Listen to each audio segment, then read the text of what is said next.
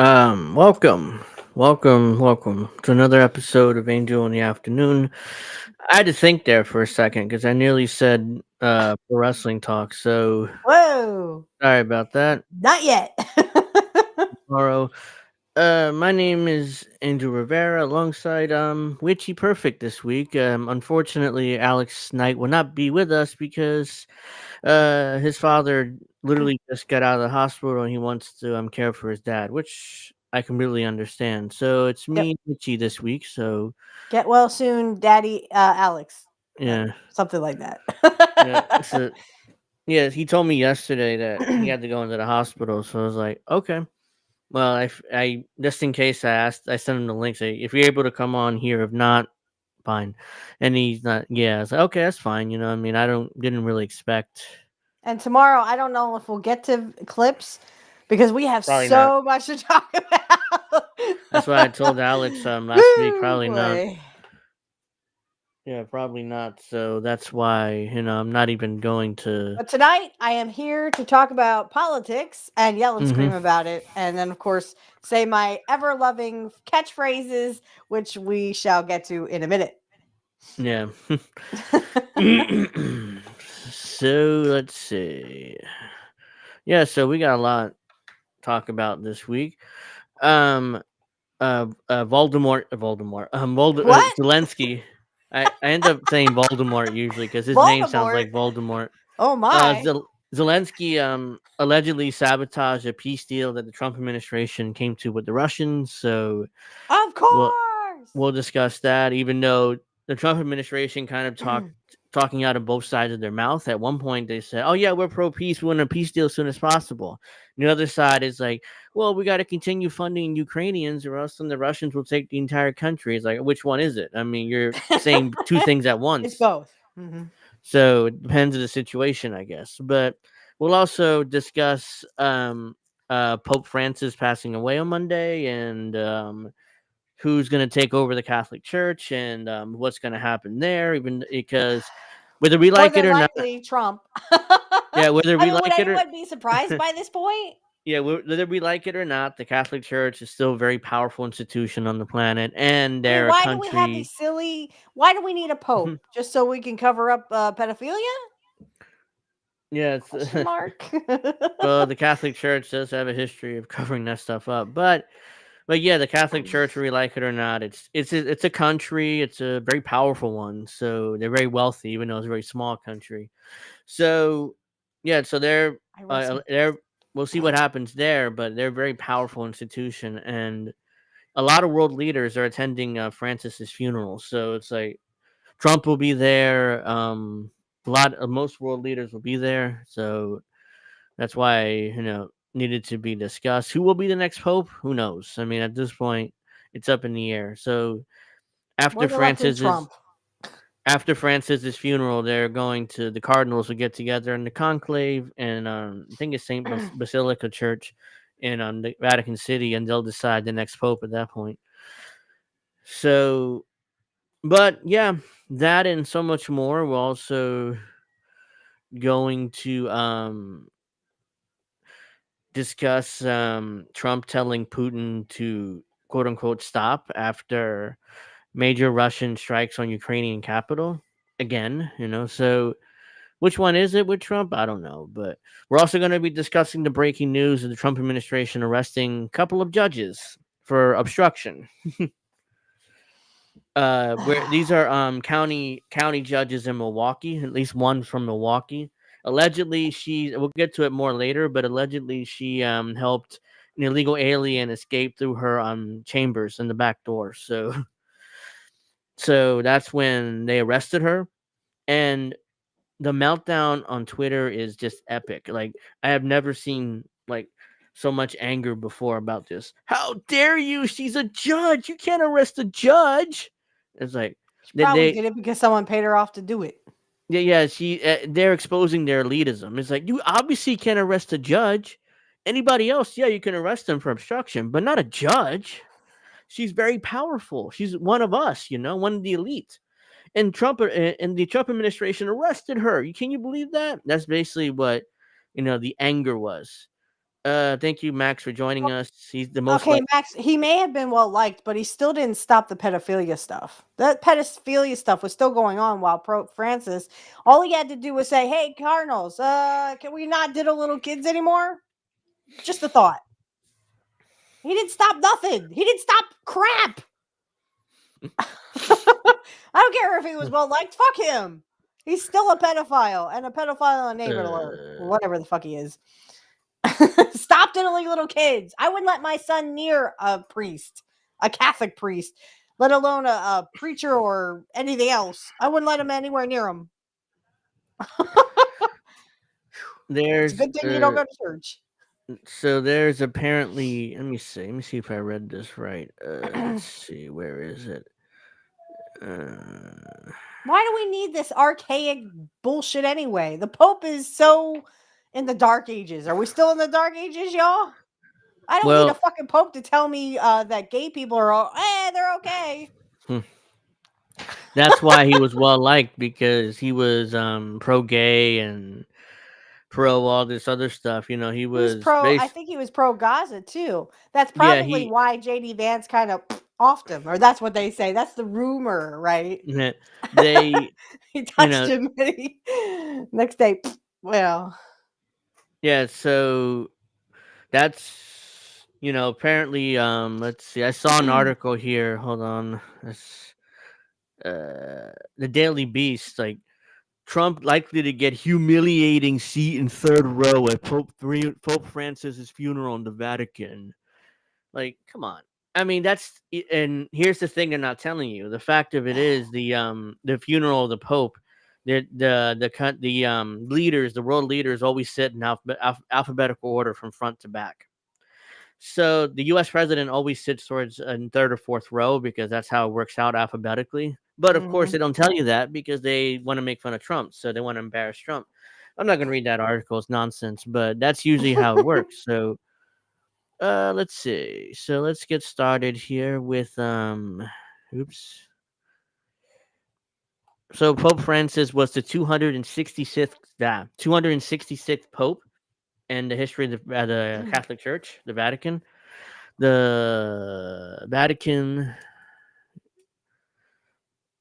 Let's see. Bear with me 1 second while my internet. Let's see. The Vatican was initially built in the first century AD. It's been around for Too many years. 756 years, Yeah. 1269 years. And Too long for this shit. and Pope Francis was the 266th pope in the history of the Vatican Church. The Vatican Church, the Catholic Church, excuse me. They live in Vatican City. And there's a lot of them been assassinated, especially in the early days. Like popes end up dead usually in the early days, not anymore. Because the Pope was for centuries the most powerful leader in the world until the 20th century, pretty much. And then Vatican City pretty much became, just a state, just a normal little country that nobody really cared about. So, yeah, Pope Francis, as Max said, was a extremely well liked pope. I mean, everybody loved him. There was really no issues with him, like with other popes, where they were either they either flaunted their wealth too much, or there was always some kind of controversial statement to the pedophilia ring, which has been happening in the Catholic Church for as long as I've been alive, maybe longer. I've been here and you've been reading about that for centuries now. The issue of little boys being touched by priests.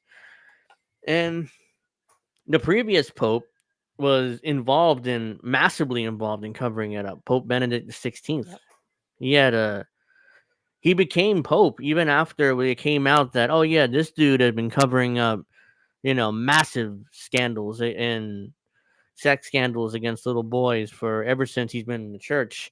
And he became pope anyway. So So there you go. I mean, honestly, this is so archaic. Why do we have to have these stupid freaking popes when no one cares anymore? People are leaving the Catholic Church because it's all bullshit and it's bad for you. Literally, I mean, I'm saying this as a witch and as a friend to all the Christians. Why do you follow this shit when you know exactly, you know that these are pedophiles? You know them. You know that they were pedophiles. And yet, So or pedophile enablers, and you still are yeah, Catholic. I was say we disappeared. yeah, just that's an issue. Yeah, there is here we go. This is the official website of the Vatican. That's in Latin there. I don't know what that says, but so there's Francis who just passed away. This is Benedict XVI who resigned in 2013. I think Yep, he may he have died. was Yeah. he was a joyman. Yeah. And this is John Paul II who was Pope when I was born at least. Yeah, when I was born too. John Paul I. So these are all the popes. All I'm surprised it didn't go John 266. Paul, George, and Ringo. So John Paul I was before John Paul II. So they picked when you become pope, you pick a new name basically, which is why a lot of these this is not their actual legal names, but they pick new names. So this is all 266 popes here, I guess. Holy shit. Yeah, this is Hey, there like was a back. Felix. Yeah. Dionysus. Really? There's a Dionysus? These are That's a like the pagan older god. How popes. dare you? Yeah, Dionysus the first, right? Yeah, Dionysus was literally the god of wine, or Greek god of wine. And there you go. John the First, John the Second. Yeah, so these are all the popes. They're the last. It's just a picture of Francis. We usually they have a painting, but secular name Jorge Mario Benigno from Argentina. It's the first Latino pope. So Try saying that 5 times fast. Jorge Mario Bergoglio. So that's what it sounds like. 266th pope of the Catholic Church. Well, there you go. Let's see. So the funeral. Which I am not watching, by the way. I was made to Uh, watch it when I was young because someone who was watching me, they were babysitting me, was actually huh. watching the stupid John Paul II funeral And when bullshit. he died, yeah. Yeah. Here's where Trump, Zelensky, and other dignitaries may sit at Pope Francis's funeral. So, President Trump and First Lady What? Melania will likely have a third row seat in Pope Francis's funeral on Saturday, which is tomorrow, sandwiched between African dignitaries and far away from Ukrainian President Volodymyr Zelensky. I had to think I'm about to say Voldemort. See, it looks like Voldemort. Volodymyr Probably is. He's Zelensky. probably Voldemort if you lift up the mask. We'll get to Oh shit! Voldemort. We'll get to Volodymyr Zelensky a little later, but let's see, where was I? Yeah, world leaders are expected to sit in alphabetical order according to the name of their country in French, in line with Vatican protocol, also dictated Pope John Paul II's funeral in 2005. That puts the delegation from the U.S., which translates to Eterias Unis, that's the French translation, I guess, after Mm. Ethiopia and before Iastwani, formerly known as Swahili land. Front row to the papal service. It begins Saturday, 10 a.m., I guess Eastern time, in St. Peter's Square will be powerful archbishops, bishops, and cardinals. Let's see. There's the president there. Yeah. Also in front will be Argentinian President Javier Milei, the leader of Francis's home country, according to reports. Italy would get the second best placement because the Pope is the Bishop of Rome. Mm. Uh, Behind them will be the royals, including the Prince of Wales, the King and Queen of Sweden, Crown Prince and Princess of Norway. No distinction will be made between Catholic and non-Catholic royalty in the seating order, the Vatican said. Then there will become the other heads of state. At least 130 foreign delegations, including 50 leaders and 10 reigning monarchs, plan to attend the funeral, according to the Vatican. Oh, wow, 10 reigning monarchs will be there, too. So they're still monarchs, by the way, in 2025. Trump, who will be seated along with the U.S. group, will be likely spared from sitting uncomfortably close to Zelensky. What would be the pair's first face-to-face meeting since their public clash in the Oval Office in February? Remember that one. The U.S. delegation, led by Susan Collins of Maine, Senator Susan Collins, House Majority Leader Steve Scalise, And it will include former House Speaker Nancy Pelosi, Senator Ed Markey, Dick Durbin, and Representatives Laura Gillian and Tom Suozzi, both of New York. Former President Joe Biden is attending, but will not be a part of the official U.S. delegation. It should be sitting further back alongside the other VIPs, according to reports. How is Joe Biden handling his funeral? I don't know, but they're gonna drag him there somehow. UK Prime Minister Sir Keir Starmer, whose country translates to that in French, may not be as lucky in escaping tensions posed by the war between Russia and Ukraine, potentially being placed directly next to Russia. Starmer had stood by Zelenskyy this week and challenged a peace proposal from the U.S. that would legally grant Russia possession of Crimea, which it occupied from Ukraine in 2014. So we'll get to that later. Also, Starmer was involved in sabotaging that peace deal too. Russian President Vladimir Putin will not be attending the funeral, the Kremlin announced on Tuesday. That's interesting because the Russians they're not really the Russian Orthodox Church. Is that Catholic? I'm trying to think. It may not be. That's why. I'm not sure.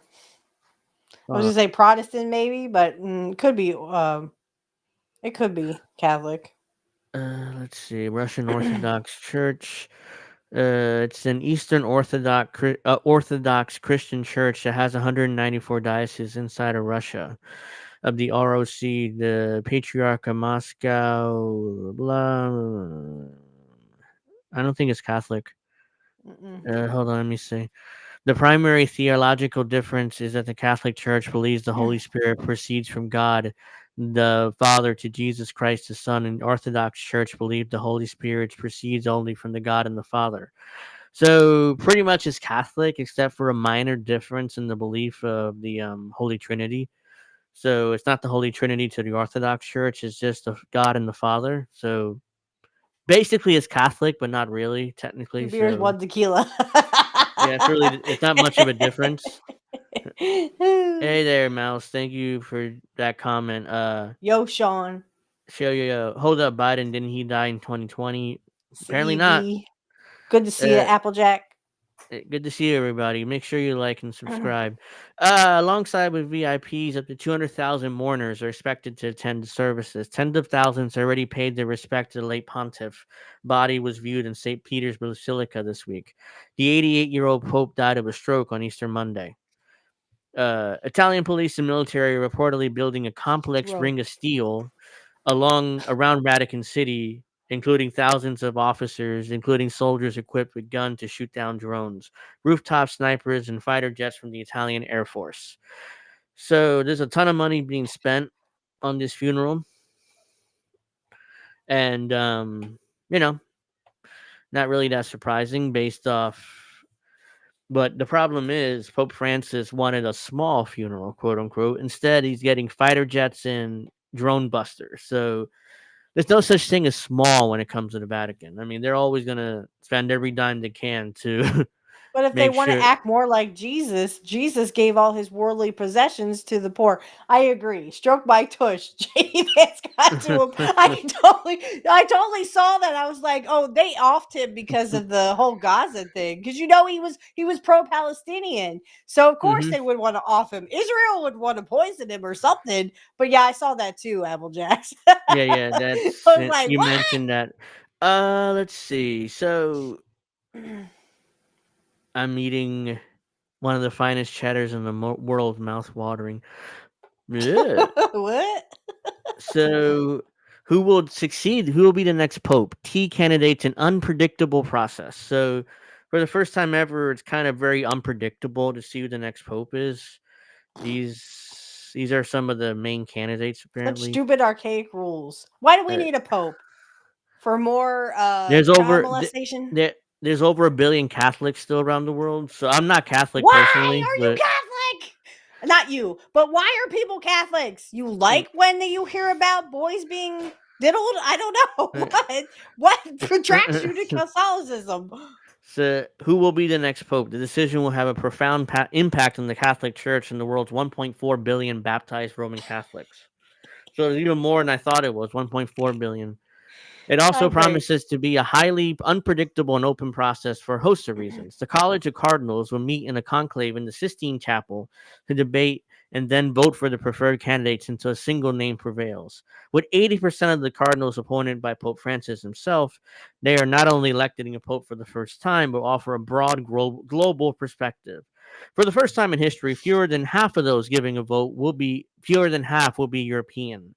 And although the college may be dominated by his appointments, they are not exclusively progressive or traditionalists. I guarantee you they'll elect a more traditionalist pope. I mean, there's no way they're going another progressive like Francis. For those reasons, it is harder ever to predict who will be the next pope. Could the Cardinals elect an African or an Asian pope, or they might favor one of the old hands of the Vatican administration? Here are some of the names mentioned as Francis's potential successor. Whoops, drop this. Let's see. Well, no offense. I don't think they're going to go Asian or because the thing is they think that they have literally this is not just Catholics, okay? This is like Protestants and Baptists also. They think that Jesus was white. Jesus was not white, baby. I don't know about you, but I've been to I've never been to the Middle East, but I'm pretty sure there's not a lot of white people there. No. This is one of the possible successors, Pietro Parolin. I don't know. They are maps now. I love you, Applejacks. If now I wasn't already happily engaged, I would marry you. Okay. Now. Let's see. Oh man. He's Italian. He's 70 years old. So that's one of the possible successors. Why do they have to like all these old guys? Why don't you get someone new, someone hip, you know? No, they have to have all these old farts. Effectively, he's acted as deputy pope. So he's like Francis's right-hand man. So he's Francis's right-hand man. So he's very likely to emerge as the next pope. But and he's also problem is he's also anti-gay. So anti-gay marriage in particular. I just read that here. Blah blah blah. He's viewed Most more. Of them are. But he's been called critical of legislation of same-sex marriage around the world, calling the landmark 2015 vote in favor of Republican Ireland a defeat for humanity. Yeah, so is he. Some 213 of the previous 266 pope has been Italian, even though not been an Italian pope in 40 years. So this is the Asian guy here, Luis Antonio Gorkarim Tego. Filipino, 67 years old. Again, these old farts. Get someone 35, you know. Hip I'm not going to go through their history because I don't really care, but I just these guys have one foot in the grave already. They're already going to see Jesus. So eventually. This is a probably Congolese, so an African pope could be a possibility. I'm not even going to try to pronounce that name. And if he does become pope, hopefully he chooses a name that is, so people can read. He's 65 years old, so it's possible the next pope can come from Africa, where the Catholic Church continues to add millions of new members. Cardinal Ambrogio is the leading candidate, hailing from the Democratic Republic of Congo. So he's a cultural conservative, believing blessings for same-sex marriage, stating that unions of person of the same sex are considered contradictory to cultural norms and intrinsically evil. No, you know what really is evil? That's actually evil when you diddle little kids. When two consenting adults decide they want to be married, I don't see a problem with that. But I do see a problem with diddling little kids. I'm sorry. Yeah. I know that's so outlandish and so radical of me. It might make political sense for the Catholic Church to choose an African pope because that way they can attract more Africans to the Catholic Church. Even though personally that's not a good thing in my opinion, but at the same time, politically for the Vatican might make more sense, especially if he's such a conservative. Let's see. Not back then there wasn't, dear Natalie. Not back then. Palestinians were if Jesus had lived back in that day, he wouldn't have been white. Sorry. Not sorry. There was a in the times of Jesus, there was no white people in that area, okay? And it was the Middle East. There's an artist rendition of Jesus, and he looks like your standard Middle Eastern person because the way he's depicted in Christianity today had the long brown hair with the hazel eyes and the beard, which he looks more like an Anglo Western European, but he Right. wasn't. Hmm. He clearly wasn't. He's from the Middle East. So if I Jesus is mean, yes, real, now there are white people. They're called Jews in Israel, and Israel was founded in 1948. If you ever get the chance, watch Cast a Giant Shadow with Kirk Douglas and with mhm. Yul Brynner, because I guarantee you, yes, it's pro-Israel, but it's a really good movie. Peter Kalawoko Aparaya Turkson is another one from Africa. Good 76 though. God, that was a mouthful. See, all Ghana, these he's old from Ghana. farts. Well, most popes they get elected older, so if Why chosen by can't we his have a hip peers, pope, a as I young think one? as Grape says, the church officials seem like politicians. Yes, That's exactly what they are. That's why because I think politicians also did a little kids. because that's why I suspect that they're going to choose a pope from Africa because they're really growing in Africa, the Catholic Church. I could be wrong. They can choose another Italian, but Ew, mouse. You gave me a bad image. Come on, oh, stop come that. on. Let's These see. guys are hot tonight. I mean, they're just singing them out. Yeah, I could see. If chosen by his peers, the influential cardinal will likewise be the distinction of the first African pope for 1500 years. Blah blah blah. He's from Ghana. He became a cardinal in 2003 under Pope John Paul II. Uh, let's see. In 2012, he was accused of making fear mongering predictions over the spread of Islam in Europe at the Vatican Conference of Bishops, which he later Oh, apologized for. hmm. In 2023, while in Ghana Parliament discussing a bill imposing harsh penalty for LGBTQ plus people, Turkson said he felt homosexuality should not be treated as an offense. Oh, well, that's nice of him at least to say that. Yeah, but I'm That pretty sure he doesn't want to have dinner with them. he doesn't want it legalized. At the same time, he Yeah, doesn't want people put in jail for it. Oh, that's nice. right. Yeah. Let's see. This is another Hungarian possible Peter Erdogan. He's 72. He's been a cardinal since the age of 51. He's highly respected in the Church of Europe, having like blah blah blah. He's well known among Blah, blah, African blah. cardinals as worked in the Catholic relations with the Blah, Orthodox blah, blah. Church. Angelo Scola, he's 83. Holy crap. Oh dear goddess! Again, these guys got one foot in the grave already. Why don't you pick a new, younger, hipper, Yeah. guy that hates gays? I don't know. Find something. So it says here only cardinals under the age of 80 can vote in the conclave, but Angelo Scola could still be elected pope. The former Archbishop of Milan was the frontrunner in 2013 when Francis was chosen.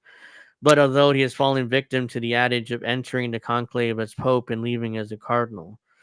So, blah, blah, blah. His name is resurfaced ahead of the conclave again because the book he's publishing this week on old age. The book features a preface written by Pope Francis shortly before he admitted to the hospital, which he said death is not the end of everything, but the beginning of something. Francis's words show genuine affection for Scola, but the College of Cardinals might not see his focus on old age as ideal for a new pope. Well, yeah, he's This 83. this next one looks like a porn name. Reinhard Marx. Reinhard Marx. Here's another possibility of being pope. That's got to be his porn name, man. He's uh, German too. Oh, yeah, Jesus Christ. No offense. 71-year-old German top Catholic cleric is also very much a Vatican insider, too. The Archbishop of Munich and Friedens, whatever that is, was chosen as advisor when Francis became Pope in 2013. For 10 years, he advised the Pope on church reform and still oversees the financial reform of the Vatican.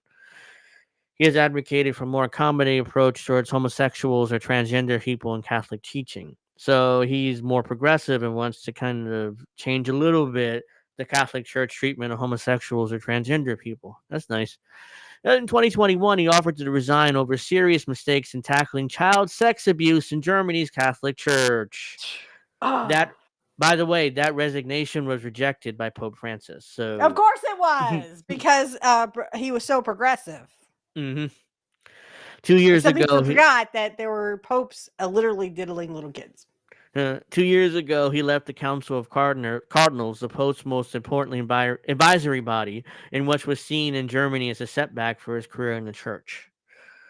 Mark Olowitz, he's Canadian. 80.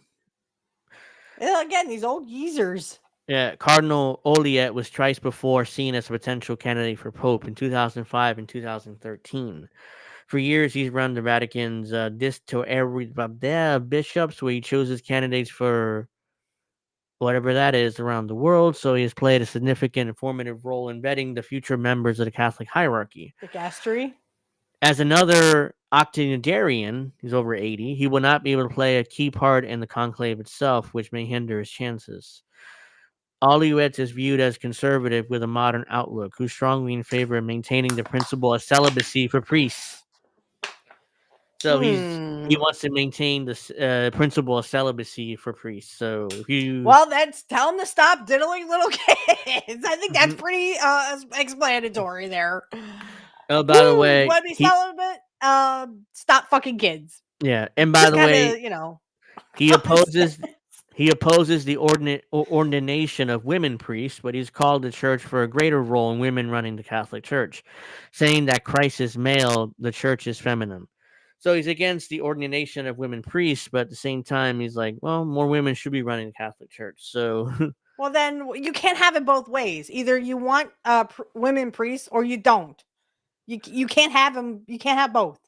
Yeah, so he's pro having more women in the Catholic Church, but against them actually being priests. So I think that's dumb and so old and archaic. And so I mean, correct me if I'm wrong. Tell me when I'm lying, as Seth Rollins said.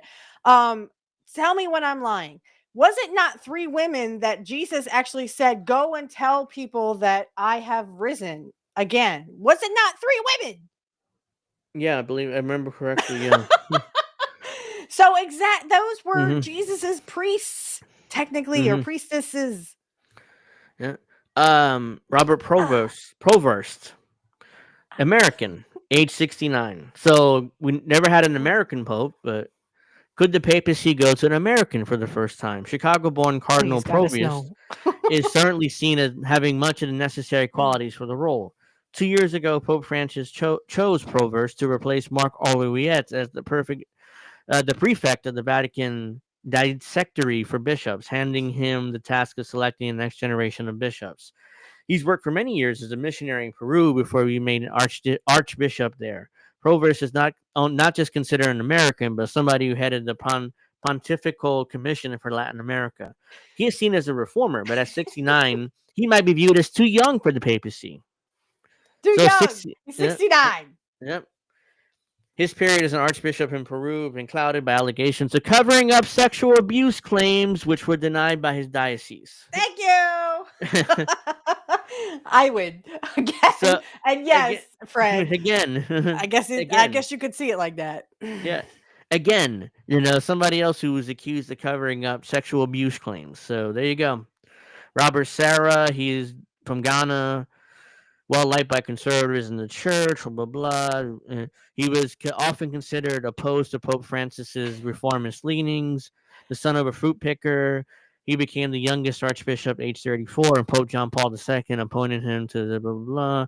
He had a long and impressive career, retiring in 2021 as the head of Vatican's office that oversees the Catholic Church's something rights. I don't know. While not being considered a favorite for the papacy, he can attract strong support from conservative cardinals. He's an Italian, obviously. Yeah, look at that name. Definitely Italian. Age 60. Pizza Balla. Really? Pizza Balla. That's what that says. Ordained in Italy when he was 25. Pizza Balla. Wait, is that a real name? Pizza Balla? Pizza Balla. I'm not even paying attention to it. Pier Batista. Do you see that? It says Pier Batista. Pizza Balla. Huh. Pizza Balla. He's definitely got to change that name, but he doesn't. I don't think he's much of a chance to be elected at age 60. But Pizza Balla moved to Jerusalem, blah, blah, blah. He's lived there ever since. Hey, can you back up from your mic a little bit? Back up. Yeah, there you go. Okay. Pope Francis made him the Latin Patriarch of Jerusalem 5 years ago, and later Cardinal. And Pizza Balla has spoken of the city in the heart of the life of this world. Fellow cardinals will have been impressed by his deep understanding of Israelis and Palestinians and the ongoing war of Gaza. However, his relative young age and experience as a cardinal may count against him, as could his affinity for Francis, alongside many cardinals seeking a change in direction. He's I what, guarantee you, 60? there He's he's got one foot in the 62. grave. He's elected. He was elected pope, or not elected pope. Sorry, he was. He has an advantage because he understands Israelis and Palestinians, but he's too young. Pizza pizza. Exactly. A That's what I said. Canadian. It's the last one finally.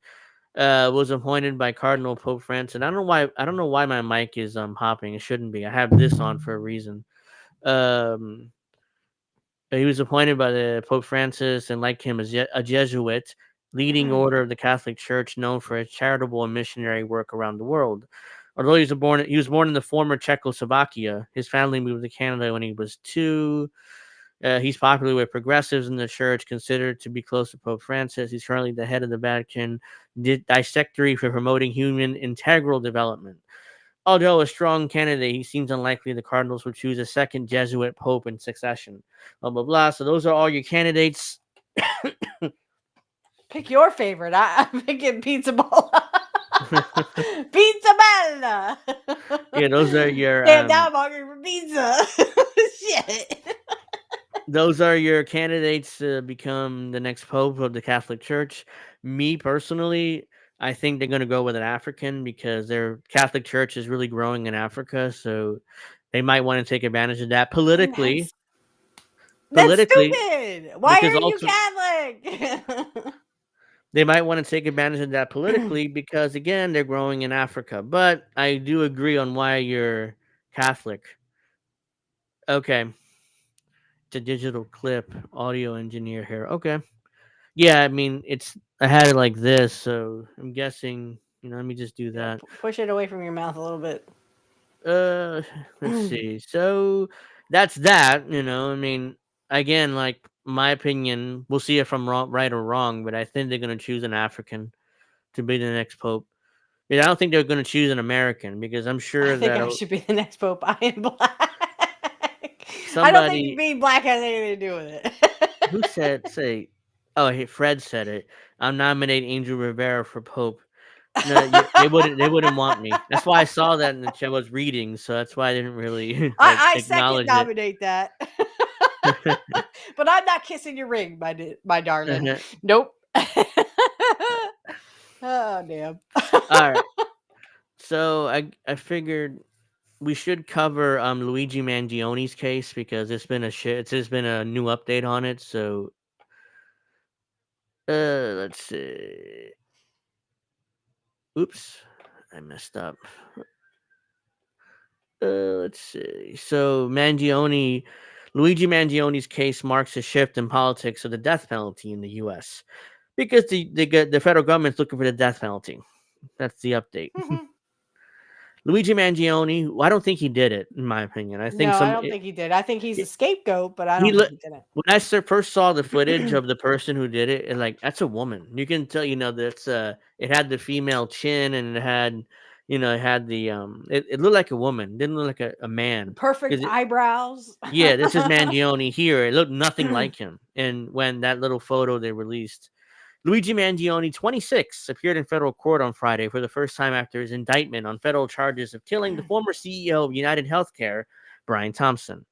Federal prosecutors filed notice with the court on Thursday. They plan to seek the death penalty.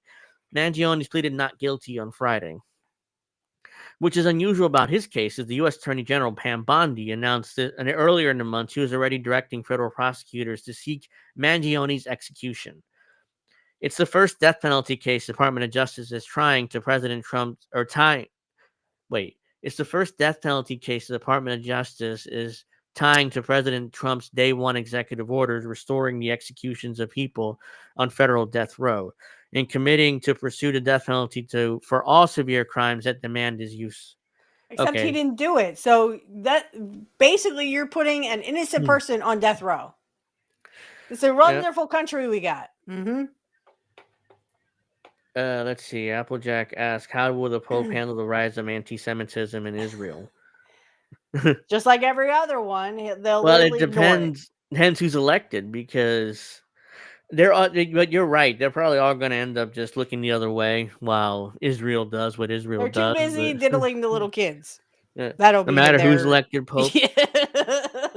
They'll be too busy doing the pedophilia stuff. the Yeah. Trump the Trump administration's pursuit of the death penalty for Mangione marks a new development in the shifting politics of capital punishment in the United States, which has seesawed for more than half a century. Luigi Mangione is the murderer of Brian Thompson. I don't think so, but an innocent man and father of two young children was a premeditated, cold-blooded assassination that shocked America. And Excuse me, America. what about all those other ones that have little two young children and leave behind? They're an innocent man too, and they died of cancer because they couldn't fucking afford it. Mm-hmm. After careful consideration, I've directed the federal prosecutors to seek the death penalty in the case. In this case, as we carry out President Trump's agenda to stop violent crime and make America safe again, Bondi said in a statement. So they're going to kill this guy for political reasons, basically. That's what's They're gonna. gonna kill it. So, hey, all you poor people, look what happens to you when you supposedly, kill a rich person. You literally get the death penalty. This is kind of sorry. To deter you. Mangione's attorneys asked the federal court to prevent federal prosecutors from seeking the death penalty. In court records filed April 11th, the lawyers argued Bondi's directive prior to his indictment and her public statements were political and broke established Justice Department protocol on the death penalty. That did usually they wouldn't announce they're seeking the death penalty before he's even indicted, but whatever, the Trump administration is not exactly good for procedure usually. Because the attorney general has chosen to proceed in this way, Mr. Mangione's due process rights have already been violated in the manner in which the government has acted as prejudiced the grand jury pool and has corrupted the grand jury process, the attorneys wrote in filing. They're asking the court to bar Bondi from making future public statements that could infringe on Mangione's right to a fair trial. Robert Maher, the executive director of the Death Penalty Information Center, agreed that Bondi's announcement a week before Mangione's indictment on April 17th was rare. The reference to carrying out Trump's agenda and the combination of the unusual timing in his case suggests that the death penalty is now being used to achieve some sort of political purpose. Obviously, what I just said, but Maher said in the interview. The nonprofit organization doesn't take a position on the death penalty, but is critical how the punishment is applied in certain cases. So this organization doesn't take a position on the death penalty. Then what's the point of your organization? But whatever, it's just my commentary there. Federal prosecutors in New York have responded to a request for comment on the perception of the politics in the Mangione case. In court filings in response to Mangione lawyers, the claims of potential grand jury bias, prosecutors said the federal court has limited authority to intervene with the grand jury proceedings. Prosecutors, for the most part, argued that it was premature before his indictment for Mangione to challenge the death penalty in his case. Let's see. Maher said over the last half century, political leanings in the Supreme Court, Congress, and the presidency contributed to dramatically different approaches to the federal death penalty. The U.S. Supreme Court in 1972, in a landmark case, declared death penalty unconstitutional. The court decided the states and federal government were opposing capital punishment in an arbitrary, inconsistent manner that is radically and otherwise discriminatory. The justices ruled the lack of standards and implementation amounted to cruel and unusual punishment. So initially it was ruled unconstitutional. Then the pendulum swung again. The Federal Anti-Drug Abuse Act in 1988 expanded the federal death penalty for drug-related murders as part of a larger crackdown in President Ronald Reagan's war on drugs. Building on that, Congress enacted the Federal Death Penalty Act in 1994, or Title VI, of the Violent Crime Control and Law Enforcement Act, aka the Crime Bill. It expanded the number of federal cases eligible for the death penalty. In 2001, Timothy McVeigh, the Oklahoma City bomber, became the first federal death row inmate to be executed in almost 40 years. That act is still a law of the land, but different presidents have chosen to give it varying weight. Maher said over the next 2 decades, the federal death penalty is being heavily criticized and scrutinized because a lot of concerns about the racially biased way that it was used. Let's see. Polling from Gallup has been tracking the issue since 1940, shows that 53% of Americans favor the death penalty for those convicted of murder. So majority of Americans are still in favor of the death penalty. That ties to the lowest percentage of public support in the landmark 1972 Supreme Court decision. The first Trump administration Hey, executed Jacqueline. 13 death row inmates in 2020. How you doing, Jacqueline? I said Jack. Sorry. Compared to the executions of 3 people on federal death row during the first term of President George W. Bush, there were no federal executions during Bush's second term or during the Obama administration. President Joe Biden imposed a moratorium on federal death row executions in the week leading up to Trump's second term. Biden commuted the death penalty sentences of 37 people who are on federal death row. By the way, those people are still in prison, but at least they're not going to die anytime soon. The 3 remaining federal death row prisoners whose sentences Biden did not commute are all challenging their cases. Push for more state executions. Trump's executive order may also affect the execution of state death row inmates. Trump directed the Department of Justice to encourage state attorney generals and local prosecutors to bring state capital charges for all capital crimes. The administration also pledged to help states where the death penalty is legal, like South Carolina, secure a sufficient supply of drugs to carry out lethal injections. So, in other words, the Trump administration, like, oh yeah, I mean, you want to kill people? We'll help you do that. We'll get you the drugs needed. So, uh, are they innocent? Maybe, but hey, they were convicted, so they get to die. Uh, David Pascal, the solicitor of the First Judicial Circuit in the state's Low County, welcomed support from the federal government. In South Carolina, went over a decade without even having execution because we didn't have the drugs to administer the execution. South Carolina and other states in the past had difficulty obtaining some drugs for lethal injection, including sodium thiopentarol and panacorium bromide due to shortages. Some death penalty opponents also criticized phenobarbital. Is that Yep. phenobarbital as a single dose lethal injection for being inhumane and causing unnecessary pain and suffering? That's the thing. I mean, we haven't seen them, but I've heard about executions. How it takes these guys 15, 20 minutes to die. And It's you hear, just, they're suffering to death. oh yeah, it's brutal. I mean, it's a clear violation of the cruel and unusual punishment part of the Constitution. If you know that's Constitution, schmestitution. yeah, I That's what mean, these fucking rich fuckers think. Pasco pushed for a state law that gives death row prisoners the option of execution by firing squad to address concerns of botched lethal injections in the case of drug shortages. The state legislature passed a law in 2021. The states also allow execution by the electric chair or electrocution. So that's back. So firing squad and execution is back after that was banned. I will be, can I just say something real quick? Yeah. I will be for the death penalty when we take these rich motherfuckers who are fucking us and trying to fuck our kids, basically Jeffrey Epstein and friends. I will call for the death penalty of rich people because these rich motherfuckers are fucking with us. They are literally criminals. And yet you have 4% of people who are on death row who are innocent. Yeah. There's like estimates around 4 to 6% are innocent, but Right. unfortunately, once they're convicted, it's almost impossible to overturn convictions. South Carolina has executed 3 people in 2025. Pascal prosecuted the most recent case, that of Mikhail Mahadi. Mahadi was executed by firing squad for killing police captain James Myers during the week-long crime spree in 2004. He was also sentenced to life in prison in North Carolina for killing of a convenience store clerk, Christopher Boggs. So he was really executed for killing a cop. I mean, the other one, he's life in prison. And don't kill our lapdogs because, those lapdogs, we need them to go out and hurt more poor people. So you can't be killing cops. Pascal see says how it's rich people difficult. think?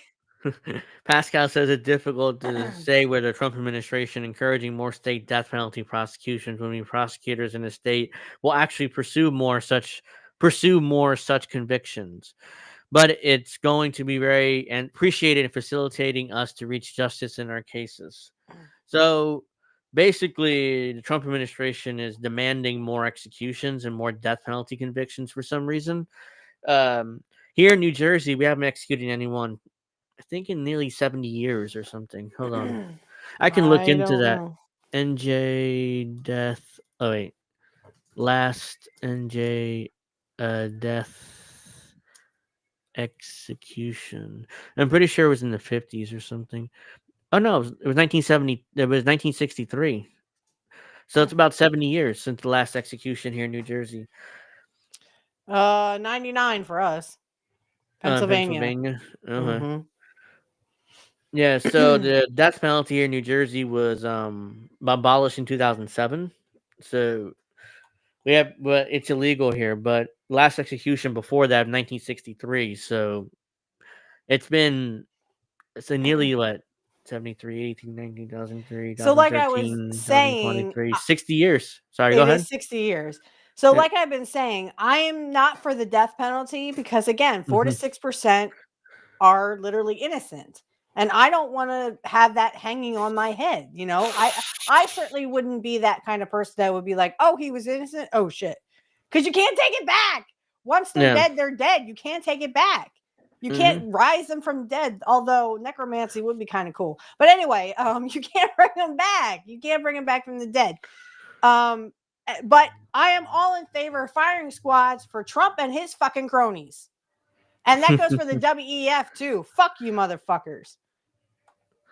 I am in favor of the death penalty for rich people. The Constitution can be changed like they did with vaccine definition. I agree with that too. I guess in Latin it means someone who loves taking walks. Pedo. Oh, Let's see. They could 2018 completely for Ohio. empty DC if they charge all with the capital crimes. I mean, all politicians are dirty. That I Yeah. actually had a woman call me. I'm not making this up. I wish I was. I actually had a woman call me today and ask if I could take a political survey. I said, "Well, I'm sorry, ma'am, but I don't think I'd be biased because I hate all politicians. Have a nice Wow. day." Wow. So I don't think I've ever gotten a call about a political survey. I mean, I'm in New Jersey. That's probably why. I mean, we've been a blue state. We've been a blue state most of my life, so they don't really bother polling here. That So probably was. Do you hate Donald Trump? Well, yes, I hate Donald Trump, but I also hate all other politicians as well. I yeah. think they should all be hung by the neck until death. So George Santos, a former representative, the fraud, he was sentenced to 87 months for federal fraud charges. So he's looking at years in prison. Shocking. So just wanted to mention that he's a politician who lied. Not only lied, but lied about everything, and he lied to other Secret. politicians. So, which is why I ended up, even though the politicians can lie to us all they want, but don't lie to other elites because you're gonna be in trouble.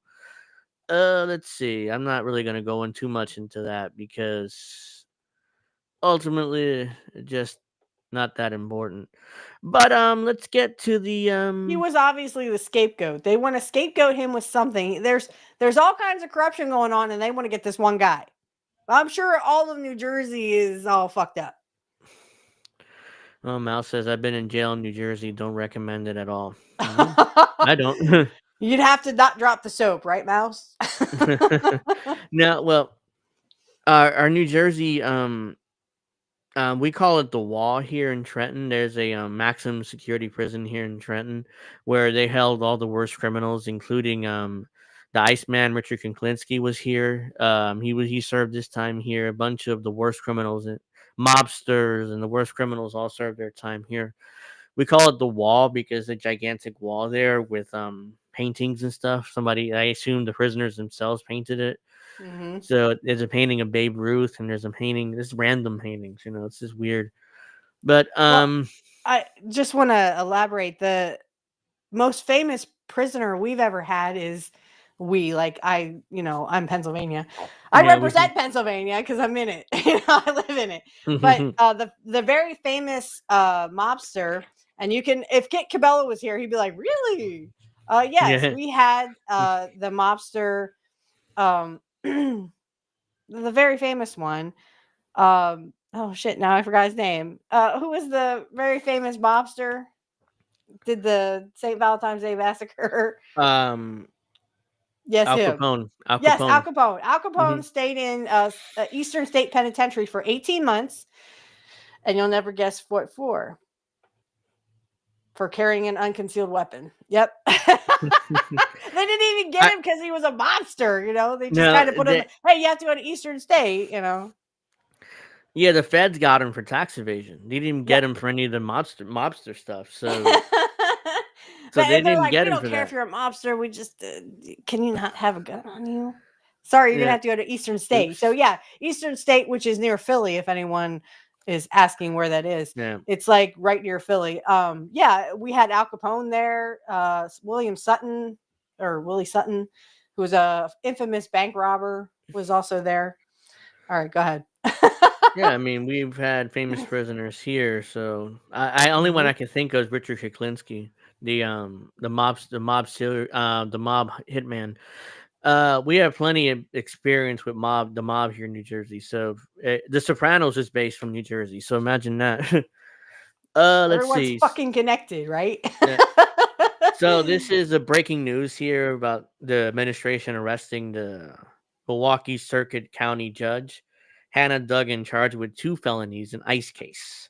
This has happened a couple hours ago, so that's why I didn't even know this happened until this morning. This afternoon, I saw liberals melting down over this. We're in fascism. They Oh, arrested a this is the judge. The judge, this is yeah, the judge that they again, they're all arrested. fucking connected. All these Mhm. judges have, blood on their hands and whatever else on their hands too. They'll watch We're it because they may have cum on their hands too. we Blech. we're in fascism. They didn't say that during the Obama administration when he had kill lists of Americans. Literally, Really? he had kill lists of Americans. He executed 2 Americans extrajudicially in That's Africa okay. in Africa. So he Yep. killed Almar Alawaki and his son. So illegally, unconstitutionally, with no due process. Remember, we're talking about no due process now with illegal aliens, but these are American citizens that Obama just killed with drone Right. strikes. And what But everyone seems to forget, or James Corbett talked about this. He talked about the Magna Carta. We don't have that anymore. We don't have due process. They literally can put you in jail now and they don't even have to charge you with a crime. They got rid Ob- of habeas corpus, which was in yeah, the Magna Carta. that was the Bush administration with the Patriot Act. But the Right. Obama administration, not only did they renew the Patriot Act, but they took away all kinds of rights, even worse than what the Patriot Act originally had under Bush. So, and nobody noticed because it was Obama and he's a black guy and he's historic and we can't question anything the President Obama did. So, And this is what the liberals did and yeah. sleep. And now they turn around now with the Trump administration arresting some judge, we're in fascism now. We are in Right. fascism, even though all that shit happened during the Obama administration. They didn't say anything about it. So let's get to the Milwaukee Circuit County Judge Hannah Duggan was charged April 25th with 2 felonies on allegations of helping or trying to help an undocumented immigrant avoid arrest after he appeared in her courtroom. According to the 13-page complaint, Duggan, 65, is accused of obstructing the U.S. agency and concealing an individual to prevent an arrest. The 2 charges carry a maximum penalty of 6 years in prison, $350,000 fine, but the sentences in cases involving nonviolent offenses are typically much shorter. Specifically, the complaint says that Duggan assisted Eduardo Flores Ruiz, an undocumented Mexican immigrant, avoid being arrested by federal immigration officials at the Milwaukee County Courthouse after he appeared in her courtroom for a pretrial conference on April 18th. Flores Ruiz is facing 3 misdemeanor battery counts. 2 federal agents eventually chased Flores Ruiz down outside of the courthouse and apprehended him in West State Street and North 10th Street downtown, according to the complaint. Hannah C. Duggan has committed herself to the rule of law and principle of due process for her entire career as a lawyer and a judge. An attorney for Duggan said in the statement, Judge Duggan will defend herself vigorously and looks forward to being exonerated. Judge Duggan makes brief appearance in federal courtroom. April 25th, Duggan appeared before U.S. Magistrate Judge Stephen C. Dries during a brief hearing in a packed courtroom at the federal courthouse. Duggan made no public comments during the brief hearing. At the hearing, Dries asked if the prosecutors were seeking detention, and they said they were not. He answered that they did not believe the charges were eligible for detention. Of course, she's not even for now, at least she's not going to jail. As it ended, her attorney, Craig Mastirono, told the court Judge Duggan wholeheartedly regrets and protests her arrest. It was not made in the interest of public safety. Duggan is now being represented by former U.S. Attorney Steve Bispuik. Let's see. Bisquick. man, sorry. It's fun. Duggan made her federal court appearance a little more than 2 hours after she was arrested at the county courthouse about 8 a.m. April 25th. Though initially she was in federal custody, she was not in a jumpsuit when she appeared in court, instead wearing a black dress with white flowers. Federal prosecutors Kelly Watsika and Keith Alexander declined to comment as they walked out of the courtroom after a brief hearing. The reaction to Duggan's arrest grew nationally. Trust, I saw this in the afternoon. I was like, "Holy shit!" I mean, they arrested a judge. I don't care. But the meltdown from Democrats was just epic. Like they were talking about fascism. We're a fascist state. We're a fascist state. Didn't say anything about the Obama administration murdering 2 Americans without due process, but with That's drone because they were strikes, at by the way. brunch. Yeah, but all of a sudden, down the Trump administration arrests one judge in Milwaukee. All of a sudden, we're in fascism, even though I really don't care about the story. Let's see. U.S. Attorney General Pam Bondi posted on X. I can confirm that our FBI agents just arrested Hannah Duggan, a county court judge in Milwaukee, for allegedly helping an illegal alien avoid arrest by ICE. Earlier, FBI Director Kash Patel posted, deleted, and then reposted a tweet about the arrest. Just now, the FBI arrested Judge Hannah Duggan out of Milwaukee, Wisconsin, on charges of obstruction after evidence of Judge Duggan's obstructing an immigration arrest operation last week.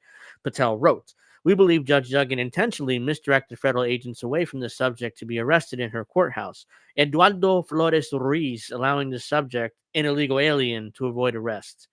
Multiple Milwaukee County judges confirmed that the arrest took place at the courthouse. Franklin Gimbel, a prominent Milwaukee defense attorney and former federal prosecutor, calls Duggan's arrest outrageous. Anybody else gets arrested for obstructing? Who cares? But a No, judge.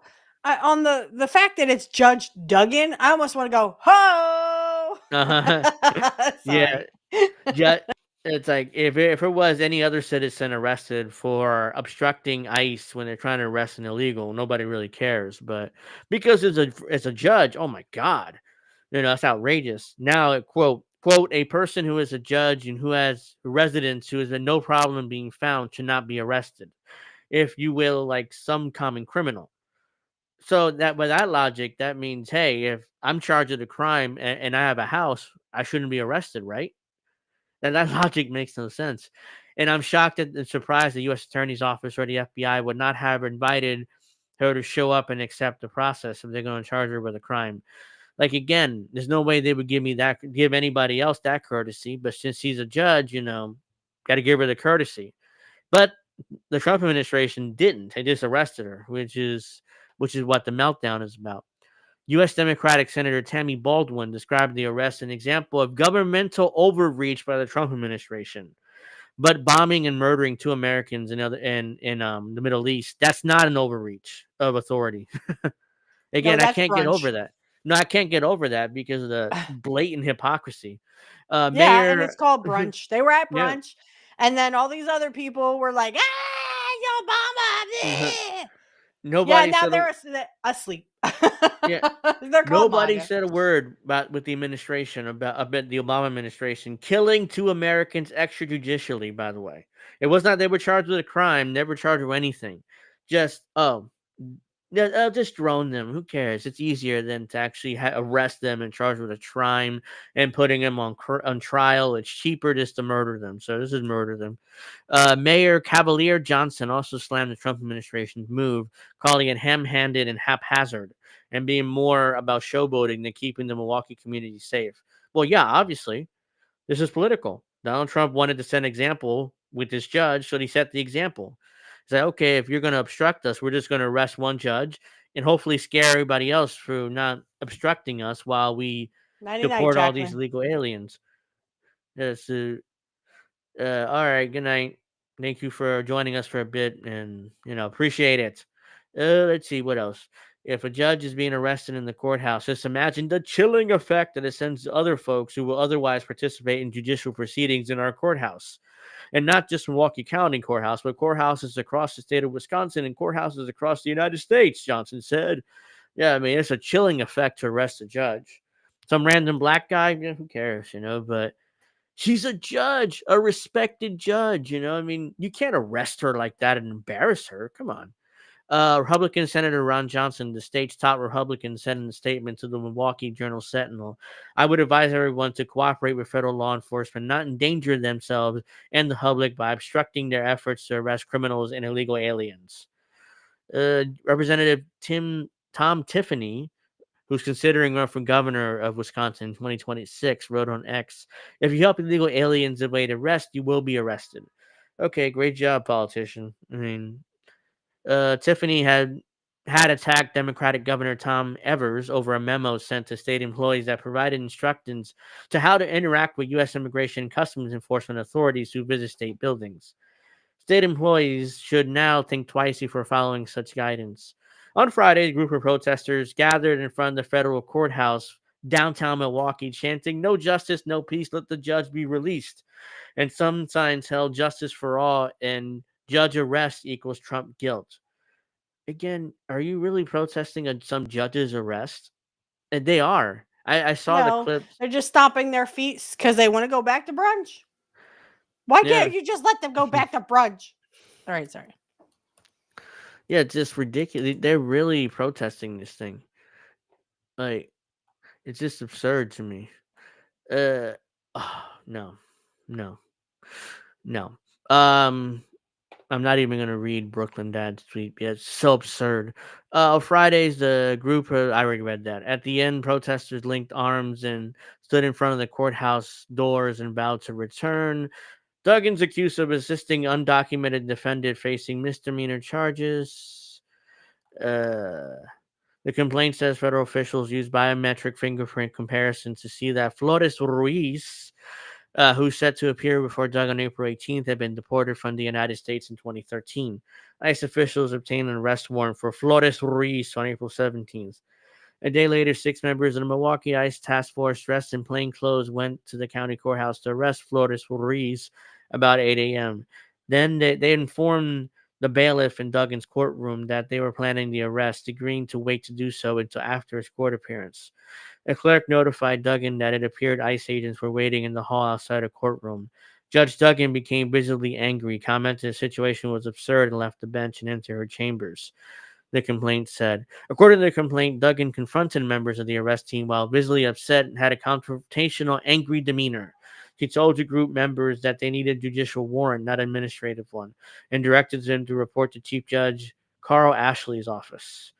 While this is going on, the bailiffs informed the arrest team, which included this ICE, FBI, and Drug Enforcement Agency officials, that Duggan had expedited Flores Ruiz's release.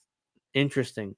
Witnesses told federal authorities that she then forcibly monitored for a defendant and his attorney to exit through a side door near the jury box that leads to a private hallway and then to the public area outside the courtroom.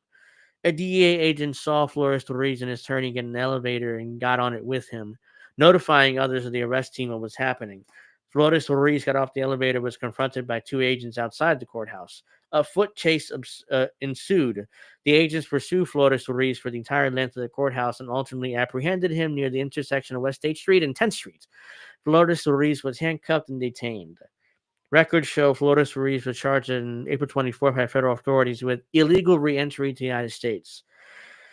So, yeah, I'm not going to keep reading all this, but yeah, this judge was charged with obstruction, basically. And to me, I don't particularly have a problem with that. I mean, even if she didn't do what she did, I just love the meltdown that these liberals are having over this. Oh my God. It's like I just saw, I'm not Brooklyn Dad compared Hannah Duggan to Anne Frank. The same Yeah, and Anne he's the Frank. kind of person that would show where Anne Frank was fucking in the attic. Oh, she's Yeah, in the attic, y'all. yeah, he's comparing this judge to Anne Frank, the one that the Nazis eventually caught up with and killed. And like I said, he would be the first one to tell him where it was, where It's she just was. absurd. That's Utter why, like, disgusting. the fuck, Anne Frank. He was just charged with obstruction and released.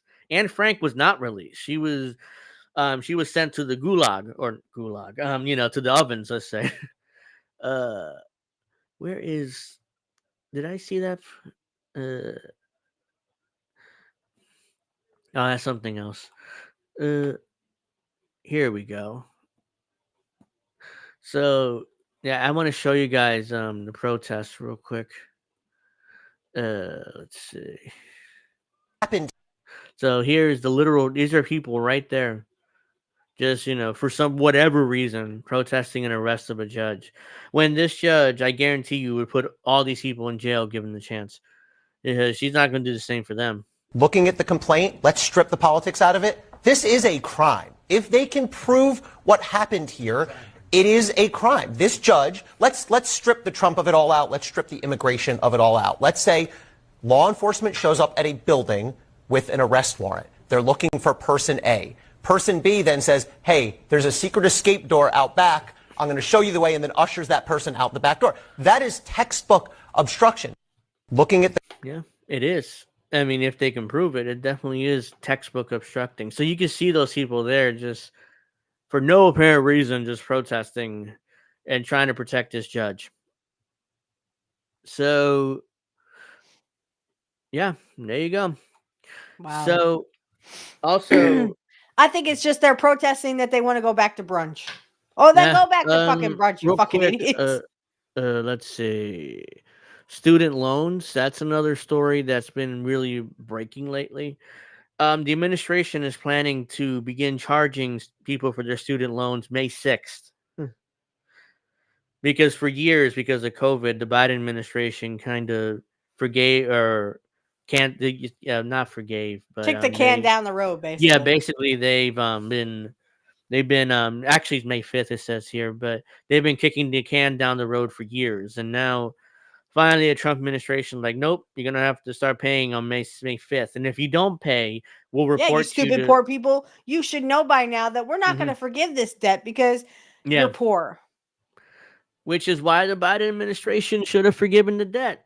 They had the chance. I mean, that's a big political issue for them, and they didn't do it. They tried to do it, which is bullshit, because ultimately they did it in a way which they didn't try. Was obviously yeah, they actually failed. It was designed to fail. It was like, because the Supreme Court they knew the Supreme Court would knock it down, but they did it anyways like that because Biden wanted to be like, hey, I tried. The Supreme Court knocked it down. What do you want me to do about it? It was just a fake attempt for political reasons. So let's see. Tall showboating. And the politicians do it all the time. This is why I'm saying we should have the death penalty for politicians. Yeah, elections, democracy is an illusion.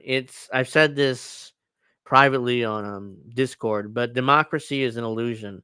It's like we're stuck on a hamster wheel and we're never going to get out of it, no matter who you elect, no matter what we do, especially in the federal level. No matter who we elect. George Carlin said, George Carlin said it himself, it's a big club and you ain't in it. And guess what? Yeah. They literally, politicians are just people who lie to you. They don't, these people are worse than fucking criminals. They are criminals. Yeah. So it's like we're on a hamster wheel, just perpetually voting for every 4 years or 8 years. Democrats, Republican, Democrat, Republican, Democrat, Republican. Nothing changes. We're on a hamster wheel. We got to get off the hamster wheel by stop voting. We all got to stop voting. So if you want my recommendation on what to do on this show, just stop voting. Just, when you get your ballot or when you get whatever, just don't go. Or if you want to send your ballot in empty, just or put fuck you on it. Stop going. Yeah, you want to open your ballot and put fuck you on it and send it back, then I would love to do that. But I would be afraid that cops would come to I'm sorry, we have to take you in. What? For freedom of speech? At least I didn't say fuck Israel, which I could do too. But actually, I'm not sure where that'd be vandalizing a ballot. But I mean, check your local laws before you do that. So I usually don't read Huffington Post, but I was like, okay, what happens if you don't just pay your federal student loans? The U.S. Department of Education will resume collection of defaulted federal loans in May, but a lot of people just don't want to pay their loans. Well, then you're gonna be fucked. The cost of rent soars, layoff, and joblessness prevail, and people quite literally cannot afford to retire. U.S. Department of Education decided it's a good time to take away even more people's money. For the first time since the early days of COVID-19 pandemic in March 2020, the U.S. Education Department will send federal student loans in default to collection starting May 5th. So in other words, if you're in default, you're going straight to collections, which will affect your credit report, and good luck trying to get a house. Anyway, most of us can't afford a A house even with house. good credit. I looked up. Uh, I actually looked this up, and the average house in Pennsylvania costs $272K plus, yeah. and the average income in Pennsylvania is 39,000. So yeah, fuck houses and fuck rich people. That's what I'd love to write on them damn ballots. Oh my God. Here in New Jersey, even worse. I just looked it up. The average New Jersey home value is around $548,338. I rest Home, my case. it's even double here in New Jersey. That's why you have to be literally wealthy in order to buy a house here, which is why I want to move out of state. But let's see. Medium home price of $540,400. Home prices has been steadily increasing with a 6.5% rise in the last year. Medium sales price of single family home in New Jersey have increased 52.5% in the last 5 years. So if you're New Jersey, yeah, it's $500,000 for an average house. Good luck with that. That's why I know I'm not buying a house here anytime. I'm not able to buy a house here. Neither Uh, am I. as of May 5th, borrowers would be subject to involuntary collections of their Social Security benefits or tax returns. By the way, if you don't pay your loans, we're taking Social Security benefits if you're a senior. Good luck with that. Which is why I was in college 15 years ago, actually. Once that my government aid ran out, the first thing my college did is they put loan papers in front of me. I'm like, what's this? Like, oh, you take out a low interest loan of like $50,000. I'm like, I'm not doing this. I'm not doing this. I'm not. For what? I'm gonna go in debt. Um, and will I able to get a job with my major? Maybe, maybe not. And even if I did, paying back student loans with a low interest student loan, by the way, which turns out was bullshit because these people are paying extraordinarily high interest rates, meaning money will be taken out of these funds to repay your defaulted student loans, Social Security checks, and tax returns. So they'll take your tax money. Are two of the biggest chunks of benefits right now that could be jeopardized once this process formally restarts. It's currently unclear whether May 5th is a date when folks will get notices or the day their benefits will be seized by the government. We have been pushing for the administration to put those details out because it's a huge question. And later this summer, we understand that folks will start, if they are in default, seeing their wages garnished directly from their paycheck. We don't know exactly when that is. We have just been told it would happen later this summer. And they'll garnish 15% of your wages. The president and founder Student Debt Crisis Center. So, Which is for most people is half or all of their paychecks. yeah. This is literally just the rich saying, "Hey guys, we're gonna make you homeless because we don't want you to own anything. You will own nothing, be happy, and eat bugs." There is my first catchphrase. It's all confusing and vague. We've asked experts for their advice. Between the Biden administration's SAVE program forbearance and deferred loans and other forms of payment pauses, it's hard to know whether your loans are in default or just on pause. To be clear, the voluntary wage garnishment and federal benefit deductions only apply to people with federal loans in default, not those who have temporary forbearance or those who are a few months behind the loan payments. Over the next 2 weeks, the government will be sending borrowers emails notifying them that they're in default. But you don't have to wait until then to see where your loan stands. You can log into your federal student aid account online and see the status of your loans, whether you're in default, delinquent, or forbearance or current. You'll also be able to call your student loan servicer to get this information. But the call times and call waits are very long. Of course they are, because there's no customer service doesn't exist these days. The administration choosing to restart this very callous process at a moment where they know folks all over the country are hurting. This is their customer service. La la la la la la la la la Yeah, la la la. I don't hear you. It's nothing. It's the same thing. It's impossible to get a hold of customer service in any company.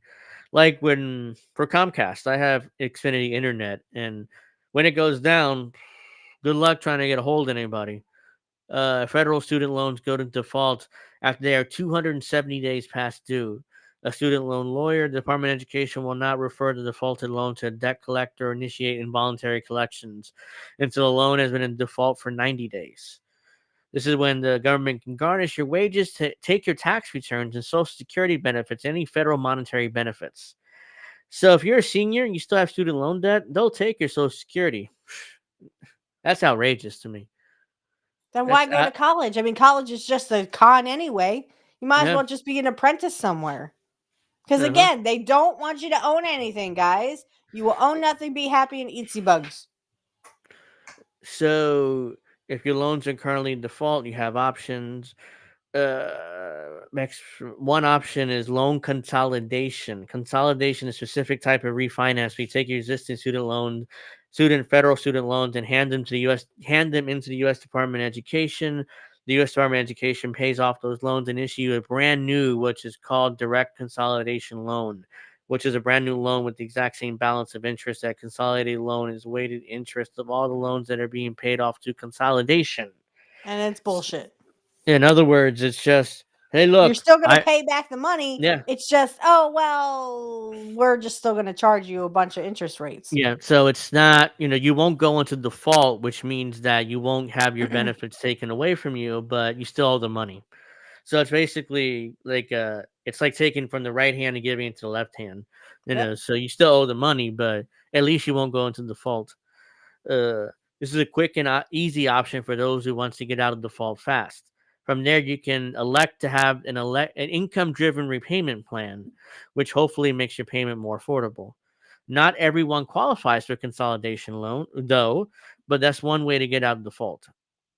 Another way to get your loans out of default is rehabilitation, which involves coming to an agreement with the debt collector to make 9 what are called reasonable and affordable monthly payments over a 10-month period. But this 10-month process, there's a 10-month process. So you're concerned about wage garnishment or not getting your tax return. Consolidation may be the better, faster option.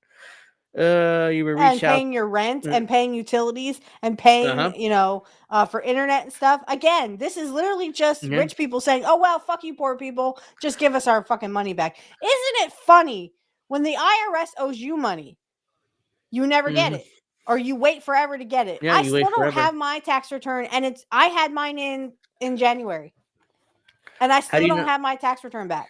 How do you not have it and get your tax return check? That's weird. I have the states. I have the state of Pennsylvania has given me money, but I have gotten zero, zilch, nada from the government. Wow. But isn't it funny when I owe them money, they fucking get a hold of me every single motherfucking day. Yeah. Where's my money? I should be like that. I should call the IRS every day and say, where's my money? Where's my money? It's about to be May, and you still haven't received your federal income tax check. No, sir, I have not. Wow. I mean, if there's a legal aid in your area, you probably could reach out to them and hire get an attorney. That way, they'll pay you the money then. But after to have legal aid in your area, so you can reach out to Default Resolution Group to start the rehabilitation process. It's important for every borrower situation. It's different. Blah blah. The best option, if you can afford, is to repay your student loan and keep them in, or return them to good standing. Yeah, good luck with that. But other costs have skyrocketed since the COVID pandemic. A lot of people looking for work, so understandable you can't pay. So PPP loans. No, these are people who literally say, I don't care if you don't have a job, get on unemployment, give me my fucking money. That's what they want. Yeah. If you're unemployed or have very low income, you may be able to get a zero payment with an income-driven repayment plan. Again, the issue with a lot of this stuff is that's just where they fuck you up the ass. Yeah, it's good technically, but at the same time, in order to even file this paperwork, probably need an attorney. A lot of people can't afford an attorney, so it's nice to have these options. But yeah, I guarantee you're probably gonna need an attorney for the paperwork, or help you with the paperwork at least. So yeah, starting May 5th, the payments will resume. The Trump administration will begin charging for that, and if you can't pay, you'll go into collections. If you go into collections, your credit score will be affected. Your credit score is affected. You can't get a house. Hell, you can't even rent an apartment. You can't rent an apartment even in some You can't. places. Yeah, you will be homeless. You will own Yeah. nothing. You will be happy, and you will eat sea bugs. You cannot rent an apartment if your credit score is, even slightly low. Because that the landlord's like, well, I can't trust you to pay it back. Like, incredible. So let's get to Trump slams Zelensky for rejecting Russia-Ukraine negotiations, saying a deal was very close, allegedly. And I Close, say but no allegedly. cigar. I say allegedly, but I'm not sure if I believe that because Trump administration talking both sides out of both sides of their mouth, as I mentioned in the beginning of the show. At one point, they're like, "Oh yeah, peace deal. We're very close. Trust us." The next moment, they're like, "Oh, we got to continue funding Ukraine because Russia keeps attacking them." So that continues the war. So what are you talking about a peace deal when you're openly want to continue funding Ukraine? High-level talks in London aimed at bringing a pause to fighting in Ukraine disintegrated after Secretary of State Marco Rubio and Special Envoy Steve Witkoff pulled out. President Donald Trump. He pulled out, huh? Yeah, he pulled Uh-huh. out too soon. President Donald Trump slammed Ukrainian leader, why is this here? Zelensky's rejection of Russia takeover of Crimea, which Russia illegally annexed in 2014, as very harmful to achieving peace. Actually, it wasn't illegally annexed. They voted to become part of Russia, That's correct. Crimea. Most of But the people in Crimea spoke Russian anyway. yeah, so this illegally annexed thing, this illegally annexed thing is just propaganda, in order to turn people against Russia. It's inflammatory statements like Zelensky's that make it so difficult to settle this war, Trump wrote. Zelensky No, has Trump, you could literally say, okay, Russia, you're going to get this, and Zelensky, suck his dick, and Zelensky that's it. Zelensky has no War over. leverage. He has no War leverage. over. So if Trump wanted, he could just end this war. Stop. Okay, we're gonna stop funding you. End the war, and the war's over. And He the has no war's over. That's leverage. it. Yes, but they're insisting on doing it this way, which is much more difficult because they keep funding Ukraine. So Right. Russia's like, why would we trust you to actually do this peace deal if you keep giving him money? Which Right. makes sense. Zelensky has consistently rejected the suggestion that his country give up its claim to the Crimean Peninsula. You don't have it anymore. It belongs to Russia, whether you like it or not. What are you And gonna even do? the Donbass in that region, they all speak Russian. They all want to be Yeah. Russian. They all want to be a part of Russia. What are you going to do? Even if, let's say, it belongs to Ukraine, what are you going to do? You don't have the army to fight Russia and force them out of there. He never did. He never Yeah. did. So And good Trump's luck. like, in 24 hours, we will end this war. I'm sorry, I can't do a Trump impression, but I mean, we'll end this Yeah. war in 24 hours. Yeah, right. And my, yeah. Yeah, And it's like my, Zelensky. my son can, Uh-huh. he There's- can jump to the, over a bridge. There's nothing to talk about here, he said in media conference Tuesday. This is against our constitution. Nobody cares, dude. I mean, you're just a patsy for the U.S. and NATO, so fuck Patsy off. for the rich people. During an Oval Office media event Wednesday evening, Trump suggested negotiations with Zelensky had been harder than dealing with Russian President Vladimir Putin. Yeah, because Zelensky is ultimately, he's a spoiled little child who always gotten what he wanted from the U.S., and now he doesn't, so he's very angry about that, and he will lash out. We have to deal with Zelensky, Trump said. I thought it might be easier to deal with Zelensky. So far, it's been harder. Zelensky better watch his back, because if this continues, that's all I'm going to say about that. I mean... Yeah, he could be offed. Yeah. I'm surprised they haven't offed him already. Yeah. Because he's failed at everything he's fucking ever wanted to do, except for his boyfriend, Sean Penn, sucking his dick. Trump comments come after months of discord between the two leaders, including heated exchange in the Oval Office in February. I covered that at the time. Zelensky humiliated himself there at the White House. The two men had a near shouting match when Zelensky noted that Russia had broken previous agreements with Ukraine during this agreement that included Vice President J.D. Vance. Situation escalated with Trump raised his voice. He didn't raise his voice. That's not true. And pointed his finger at Zelensky, accusing him of gambling with World War III, which is not wrong, and being disrespectful to the U.S. Again, which is not wrong either, because he's begging us for money. And as Seth Rollins said, tell me when I'm lying. Trump ordered a pause of military aid, including providing Ukraine with intelligence following the Oval Office clash. Zelensky urged Trump to visit Ukraine earlier this month after Russia launched 2 ballistic missiles at Sumy, killing 34 people and injuring 119. He suggested that a visit to the destruction will help the U.S. leadership understand what Putin did. There he's trying What high Putin level. did. How about what you did, Yeah, motherfucker? yeah. I mean, I covered the entire history of this war like a month ago at a special episode, and it's crazy how they keep blaming Russia when the U.S. overthrew Yanukovych and who wanted to do a economic deal with Russia, but the U.S. like no, we can't allow that. So they overthrew Yanukovych and put in this new government, which which has been attempting a ethnic cleansing of the Russians ever since 2014. They're right. They've been bombing eastern Ukraine since 2014, trying to get rid of the Right. Russians there. And And that's because they all speak Russian. They all want to be a part of Russia. Mhm. And everyone's like, damn fucking Russia, always getting in our fucking business. Yeah, No, dude, you literally have been bombing your own fucking country for over 10 years. yeah. They've been bombing East. It's like a civil war. I mean, even though nobody calls it that, but it's basically a civil war in Ukraine ever since the new government took power in Kiev. Well, it's a good Hi, thing they didn't have bombs like this during our civil war. yeah, that's the thing. The Just thing with saying. with the Donbass region in eastern Ukraine, they've been asking Putin for help for 10 years, and he was afraid to invade because of political reasons and with NATO and stuff.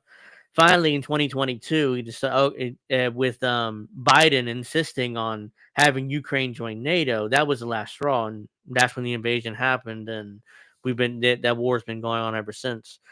High-level talks aimed at bringing a pause to fighting Ukraine disintegrated earlier after Secretary of State Marco Rubio and Special Envoy Steve Witkoff pulled out, dealing a blow to Kyiv's hope for a short-term peace agreement, while ministerial talks that had been planned in London fell apart. Trump's Special Envoy to Ukraine, Keith Kellogg, still planned to meet with Ukrainian Presidential Chief of Staff Andriy Yermak, who arrived in London early Wednesday with the Ukrainian defense and foreign ministers. The parties in London agreed to continue the dialogue, Yermak said on Telegram following the meeting. We conveyed our position and emphasized that an immediate and complete and unconditional ceasefire must be the first step to launching negotiations aimed at achieving a just and lasting peace, he said. We expressed hope that is in line with the vision of President Donald Trump. When Zelenskyy, or not Zelenskyy, excuse me, when Lindsey Graham said to the last Ukrainian, he meant it. He meant it. Yeah. So don't take it lightly, and don't think he was, oh, that was code for something. No, he was being serious. The U.S. and NATO this is a big proxy war to them. They just want to keep fighting Russia. So it's like they're going to use to the last Ukrainian, literally, like because the military is just left with older guys and guys with physical disabilities and stuff. And just give them a gun and throw them in the front lines. Teenagers or even younger than teenagers at this point. Yeah. I wouldn't be surprised if it turns out they're using child soldiers. The Ukrainians using child soldiers, like they how did in desperate they are. Africa. Yeah. I would not be surprised if it turned out to be that. Even if it did, the corporate media here in the U.S. wouldn't cover it. We would have to get independent media on it, like antiwar.com and Consortium News and stuff like that to cover it, because there's no way they want to NBC News hide would their cover eyes. it. Oh, don't believe your lying eyes. Look over here. We'll talk about rich people problems, and fuck poor people. You know, they don't care. It is in a post on X, Zelenskyy commented the meeting, though emotions have run high. It is important that each side, not just a participant, but contributed meaningfully. The American side shared vision, Ukrainian and other Europeans furthered their input, and we hope that exactly such joint work will lead to lasting peace. The latest setback comes in a week where the Trump administration had doubled down the efforts to push Kyiv and Moscow towards a truce. Next week marks 100 days of Trump's second presidential term, and he promised to end the war on his first day back to office. Rubio suggested last week that the United States may walk away from ceasefire efforts, failing any further progress. Vance said earlier in the day that he was optimistic about the talks and also doubled down on the threat to walk away from negotiations. What if one little thing goes wrong? They will walk away and continue funding this war, which is probably what end up happening. I would be shocked if it's an actual real peace deal here. That's my prediction. They're going to walk away and we'll continue this war for years to come. Yeah, Trump, he can say whatever he wants to. He said this during the first term, and everyone had such a low bar for him. Well, he didn't start any wars. Well, he tried. He tried with fucking Iran, which they're still trying with Iran. They're still trying. But I mean, this is never going to go away. Push him towards an invasion. What did Julian Assange say? These wars were not meant to be won. They're meant to be forever wars. Yeah, no doubt. So true. Yeah, so I guarantee, and my prediction is ultimately they will pull out at the slightest thing that goes wrong, and then this war will continue for years to come. You said pull out. Sorry, go ahead. I think we put together a very fair proposal. He told reporters on his trip to India, we will see if the Europeans, the Russians, and Ukrainians are ultimately able to get this thing over the finish line.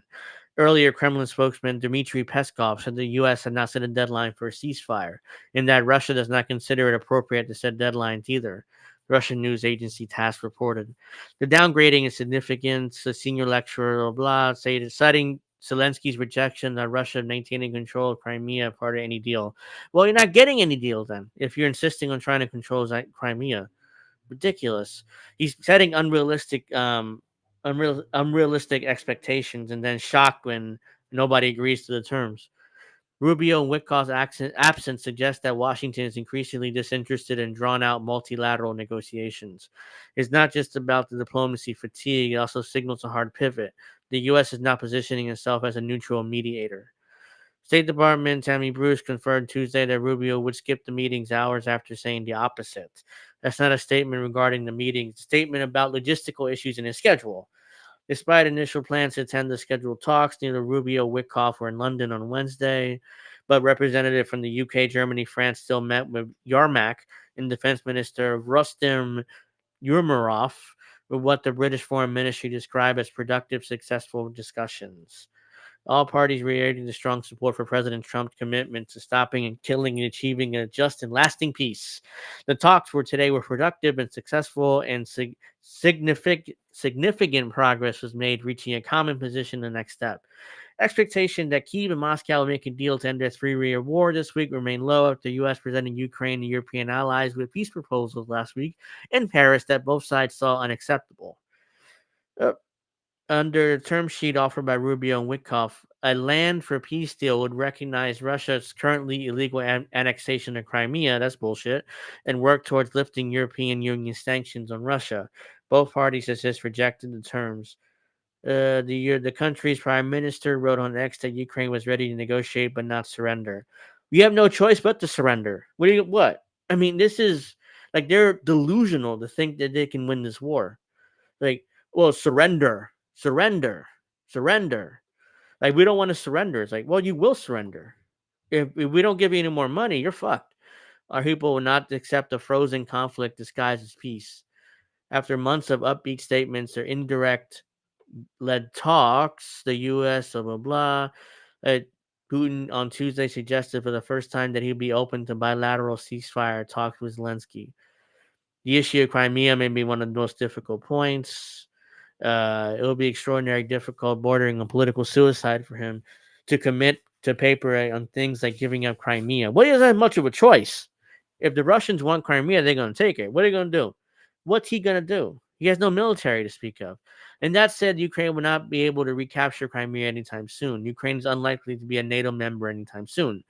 There might be a formulation of a deal that effectively kicks those things into the long grass, with the caveat that the terms of any deal at the moment are not going to be particularly a favor to Ukraine. No shit. No shit. No shit. Yeah, Yep. they have no chance. This is like I said, these forever wars were not meant to be won. No. And I'm quoting Julian Assange here, they were just meant to be forever wars. Yep. Absolutely not. They were not meant to be won. And so I suspect they will pull any slight thing goes wrong, they will pull out of these talks. And then, they will be like, well, I mean, we got to continue funding Ukraine, just like the Biden administration did, even though Trump promised to do the exact opposite.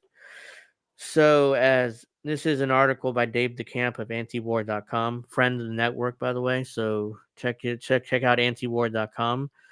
They're really good. That this is a more recent development. Donald Trump tells Putin to stop after major Russian strikes on Ukrainian capital. That's all it takes. Just tell the Putin to stop. Oh, just stop. Just stop attacking Ukraine. It's like, oh, okay, sorry, shit. I didn't mean. President Trump told me to stop. Putin's like, oh yeah, my ass, I'm gonna stop. Putin's like, I will Hmm. drop a bomb on you. I'm You sorry, know, my Russian is a little my Russian accent a little off, but uh-huh. I can't wait to show you this tomorrow. This John Cena clip. He's like, I didn't have kids because I had kids in the crowd. I raised the crowd. I'm like, what? Oh wow. What are you fucking talking about? What? Uh, yeah, President Trump on Thursday urged Russian President Vladimir Putin to stop following major Russian Stop. airstrikes Right. on Ukraine's capital of Kyiv, Like which it was local Russia's officials fault. says at least killed 12 people. I am not happy with the Russian strikes on Kyiv. Not necessary, very bad timing, Trump wrote on Truth Social. Vladimir, stop.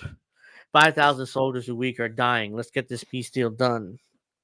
Stop, baby. Why won't you just Yeah, stop it's cheating like on me? he's talking. He's Ugh. saying one thing. He wants a peace deal, but his administration saying the exact opposite. Like, That's is he because his not? administration are full of rich people and he's just a puppet. Yeah, does he not realize his administration saying the exact opposite? Like a slight issue, they'll leave, they'll pull out of the peace negotiations. So which one is it? I mean, he doesn't. Does he You not better know stop it that? now. Stop it, stop it, stop it. Does the president Like not your know what his father own? looking at you like, really? Does the president not know what his own administration is saying? It's like Biden. Biden didn't know what the hell's going on.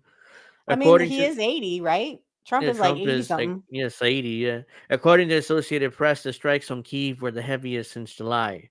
At least 5 neighborhoods in the capital city was hit, and multiple residential buildings were heavily damaged. On top of that, 12 people were killed by the bombardment, and at least 90 were wounded. The Russian I mean, Defense it's like, Ministry. I expect Trump to come out and go, oh, somebody shit my pants.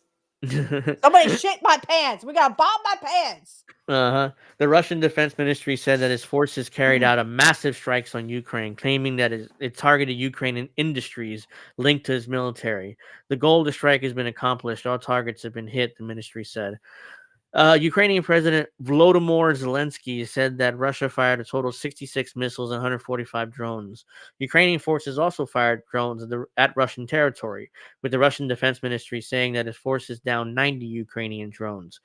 Zelensky also offered criticism of the Trump administration on Thursday, claiming the U.S. wasn't putting any pressure on Russia to reach a peace deal. I don't see any strong pressure on Russia, any new sanction packages against Russian aggression, he said. Uh, the original sanctions didn't work. In fact, Russia is in a stronger economic position now than they were at the start of the war. What's more sanctions going to do? It's like you're just wasting your time. Like, hey, we're passing more sanctions. Oh, it's not actually affecting their economy? That's weird. I mean, the Russian economy is doing really well right now. And what's more U.S. sanction going to do or European sanction going to do? Nothing. Especially in Europe when Just they make need Russia Russia. bigger and better. Yeah, especially Europe when they desperately need Russian oil, because right now they're buying oil from the U.S., which is more expensive for them.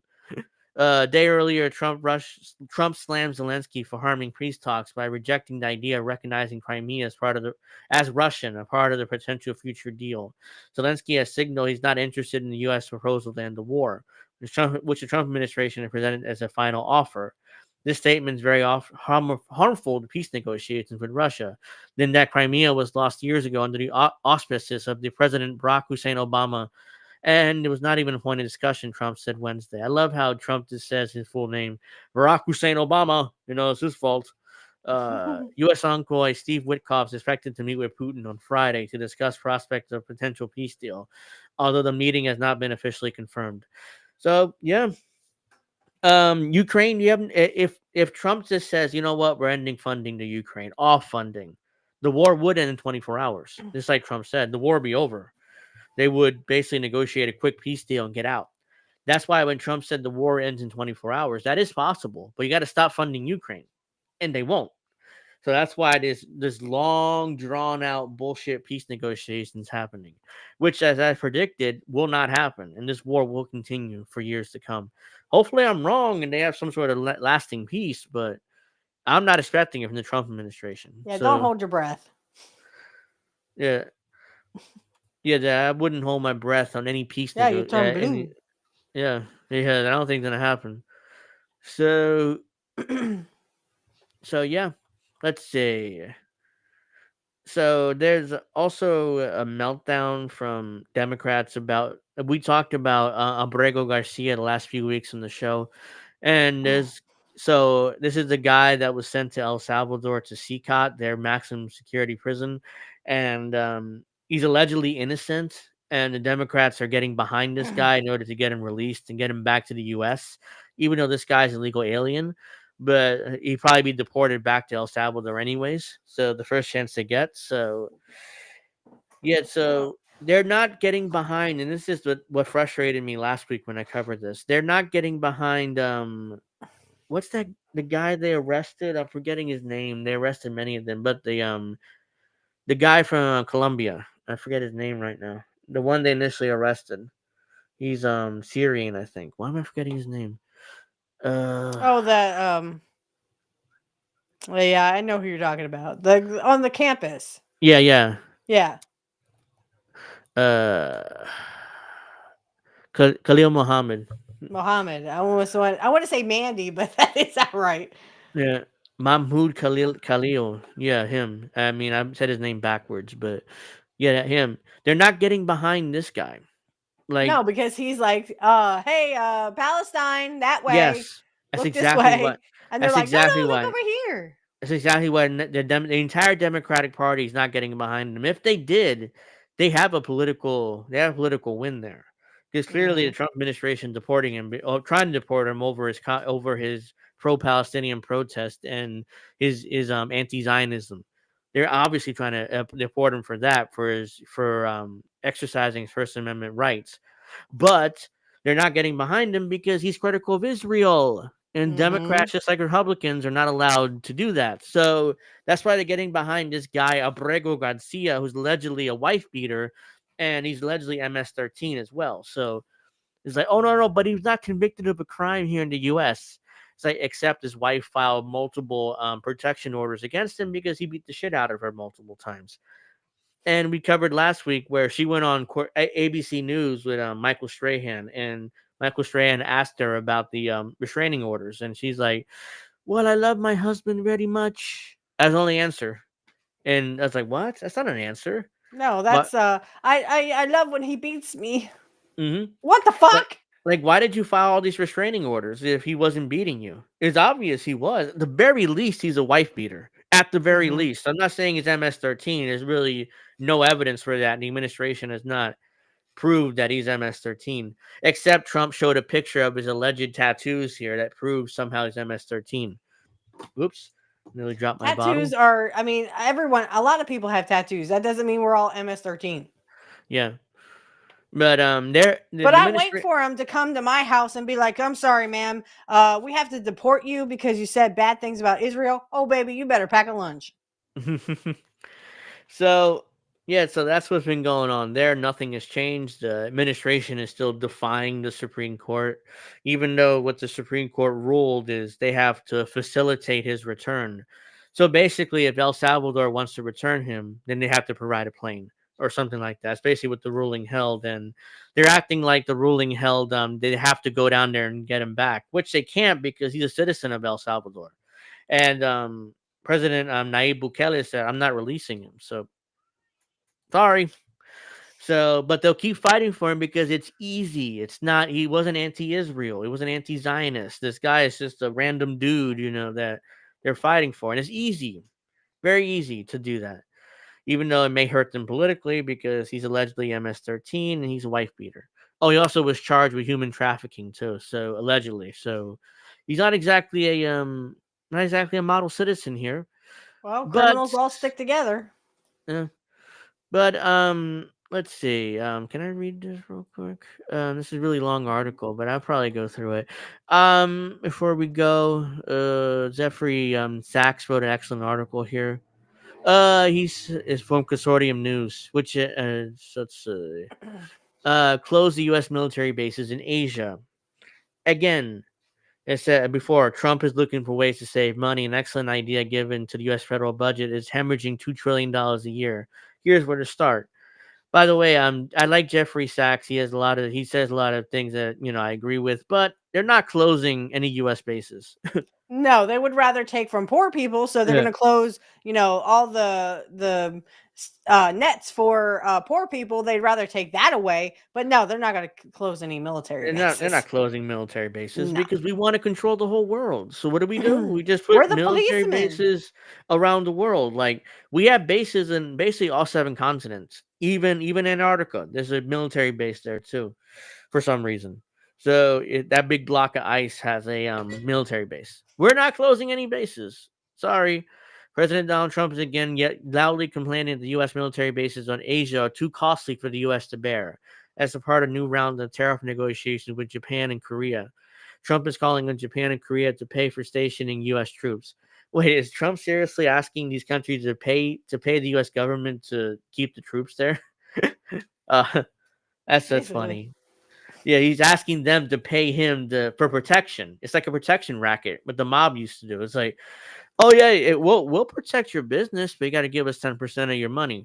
So Yeah. it's Hey, like nice a little racket. business you got here. It'd be a shame if something really bad happened to It's it. like a mobster. It's like he's a mobster. Like, oh yeah, I mean, I'll protect your country. Just give me money.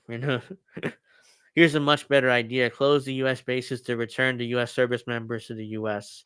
Trump implies the U.S. providing a great service to Japan and Korea by stationing 50,000 troops in Japan and nearly 30,000 in Korea. Yet these countries do not need the U.S. to defend themselves. They're wealthy and can certainly provide for their own defense. Far more importantly, diplomacy can ensure that peace in Northeast Asia is far more effectively and far less expensively than U.S. troops. That the U.S. acts if Japan needs to be defended against China. During the past 1,000 years, which time China was the region's dominant power of the last 150 years, how many times did China attempt to invade Japan? If you answer 0, you're correct. China did not attempt to invade Japan on a single occasion. But Japan did invade China right before the lead up to World War II. So ironically, Japan was the one who invaded China, or Manchuria as they Mhm. called it at the time. You might quibble, what about 2 attempts in 1274 and 1281? Blah, blah, blah. It's true the Mongols temporarily ruled China, twice set expeditionary fleets to invade Japan. Both times they were defeated by a combination of typhoon, known in Japanese lore as the kamikaze winds, and by Japan coastal defenses. Japan, on the other hand, had made several attempts to attack or conquer China. Yep. 1592, the arrogant and erratic Japanese military commander launched an invasion of Korea with the goal of conquering Ming China. He did not get far, dying in 1598. Japan invaded and defeated China in a Sino-Japanese war, taking Taiwan as Japanese territory or colony. In 1931, this is basically a history lesson here. I don't really need to read this. Nobody thinks that Japan is going to invade China today. There's no rhyme or reason or historical precedent to believe that China is going to invade Japan. Japan has no need for U.S. military base to protect itself from China. China is not interested in invading Japan. They're more interested in invading Taiwan and taking back Taiwan. But especially if the U.S. is going to keep giving them money, we're going to have a Russia Ukraine 2.0 in China and Taiwan in a few years, especially if Trump, continues saber rattling with China. Well, and here's the thing: is China doesn't even have to wage a ground warfare. All they have to do is do what Trump is doing with them, the tariffs, Mm-hmm. and guess what? That just fucks over poor people. Rich people are laughing, going, "Ha! These Chinese are stupid." Yeah, they don't even have to do ground invasion. China it has a vastly superior military than what Taiwan has. So all they have to do is just bomb them with drones and with Chinese military Air Force, and it's very similar to Russia and Ukraine. We're gonna get a Russia Ukraine 2.0, especially if they get a peace deal in Russia and Ukraine, because U.S. defense military contractors need to keep making money. So let's just start another war, this time in Asia, like for no reason. Or the North Koreans will invade South Korea, and we'll have the Korean War all over again, where the U.S. troops will come in and fight a big war, and millions of poor Americans will die for what? Who For knows? the rich who literally Yeah, have sent them off to die yeah. for stupid causes. I mean, you're going to fight wars for Israel as well. So again, poor people be damned and rich people, we'll just get the poor people. Why, say, Muffy, is you're a poor slave ready to die for Israel? I mean, come on, guys. This is all this is. It's too much. We're going very likely to go to war, and at least if the North Koreans for some reason decided to invade South Korea, we're definitely going, because we promised the South Koreans if the North attacks again, they will go into war. And North Korea is backed by China. So if there's a war, China's going to get involved. If China gets involved, we'll get involved more. If we get involved more, then the Russians will get involved because they and China have a military pact. And if they get involved, we're in World War III. Yep. Great. So there you go, exactly ladies and what gentlemen. the rich people want, because guess who fights those wars? Poor people. Not rich people, poor people. Yeah. 18, 19, 20-year-old kids. So well, I hate to break this to, and I don't care. Really, rich people can go suck a dick, but my son will not be fighting in your little fucking wars. And go ahead and put me in jail. I don't give a flying fuck. My son is not going to die needlessly because you motherfuckers just want to play pawns. You want to play chess. You can go play chess, a real chess, not with my son's life. My son's life is more than your fucking precious little rich people. Yep. So with that, I guess we're gonna start wrapping up here. Tomorrow, Pro Wrestling Talk is finally away off a hiatus, because we went on hiatus since the beginning of the month, pretty much, and we'll be reviewing WrestleMania 41, which happened so much last to weekend. say. So much to say. Yeah, we're gonna probably go more than 2 hours next week, and there's probably not gonna be any clips because there's going to be so much to say and so much to get to, because we have 2 nights, and then we got to discuss what happened on Raw. And then right now, SmackDown's on the air right now. So yeah, and I can't wait to show you what Cena said. Yeah, so that'll be tomorrow, 8:00 Eastern. I'm hoping that David will join us too, because Seth Rollins at the draft. Go away, Seth Rollins. Go suck a dick. I'm sorry. I don't like Seth Rollins. Fuck that dude. Well, I like Broad Breaker, and I like the fact that he's with Paul Heyman now, because they're going to shoot him to the moon. Yeah, Okay, great. Put him in yeah. the main event. He deserves it. But fuck Seth Rollins. Yeah, so we'll bring that up and a lot more tomorrow, because we got to review 2 nights in WrestleMania, and I got plenty to say about that main event, a night 2 especially. Oh my God, that was an awful Guys, hold match. your nose. Hold your nose, because it's going to be very interesting. That was an awful match. But we'll get to all that tomorrow. And we'll talk about what happened on Raw and SmackDown, and what's going to be next after WrestleMania, and what's going to lead into Money in the Bank in June, and blah, blah, blah. Hopefully David will join us, because, he watched WrestleMania too. He's not sure yet, because he's probably having family over this weekend. So hopefully he will join us.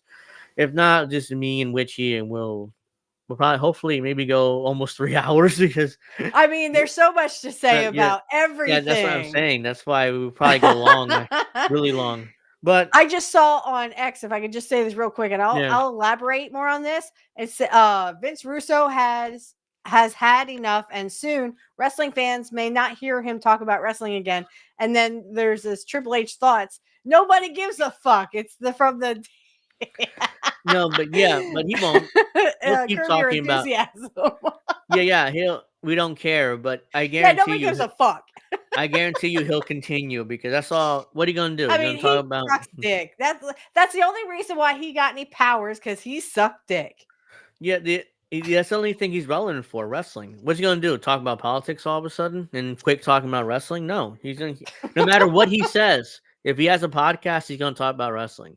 Right. And he's gonna give his because he was supposedly in it, and yet he literally just pissed in the face of everyone in WCW, pissed off everybody in WWE. Oh my God, Seth Rollins at the draft. No wonder. That's what I just said. Yeah, I didn't see that until this now here. But yeah, Seth Rollins. Yeah, we'll get to that and so much more tomorrow. I mean, because tomorrow night, because fuck, the night 1 main event was amazing. The night 2 main event was the most brutal thing ever watched. Right? It was so what we predicted. We knew that was going to happen. I looked at my man. I was like, damn, we knew that was going to happen. Yeah. So we'll just wrap up here tonight.